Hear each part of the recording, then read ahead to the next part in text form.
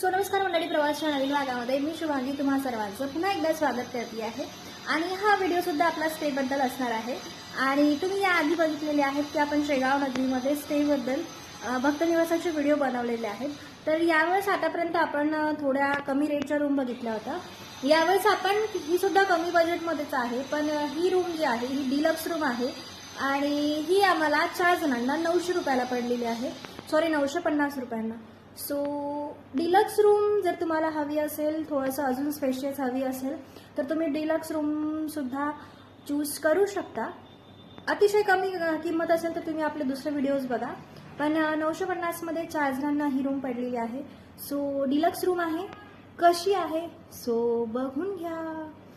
गजानन महाराज भक्तनिवासमधले आहेत आणि हा भक्तनिवास मंदिराच्या एकदम जवळवाला आहे. ठीक आहे, तो तिकडे विसावा तिकडला नाही आहे, हा इकडला आहे. आणि इथे यायचं कसं वगैरे हे तर तुम्हाला आपल्या आधीच्या व्हिडिओजमध्ये मिळून जाईल. सो ही फक्त डिलक्स रूम कशी आहे हे दाखवण्यासाठी बनवलं आहे. सो रूम बघून या. सो इथे येण्यासाठी तुम्हाला सरळ ऑटो पकडायचा, यायचं भक्तनिवासला आहे तिथला बाहेरील वातावरण. इथे वेटिंग रूममध्ये येऊन रूम बुक करायची, लिफ्टमध्ये बसायचं आणि सरळ यायचं आपल्या रूममध्ये. सो ही होती आमची रूम. तुम्ही बघू शकता किती मोठी आणि सुंदर आहे. बेड बघू शकता तुम्ही. इथं ब्लँकेट्स होते, तुम्हाला पिलोसुद्धा अवेलेबल आहेत. इथे तुम्हाला मॉर्टिनसुद्धा होतं आम्हाला अवेलेबल. सोबतच तुम्ही बघू शकता हा मिरर किती मोठा आणि सुंदर आहे. एक छोटा टेबलसुद्धा होता बसायला. एक लॅविश फील इथे येत होता. इथंच तुम्हाला अगरबत्ती लावायसाठी सुद्धा होतं.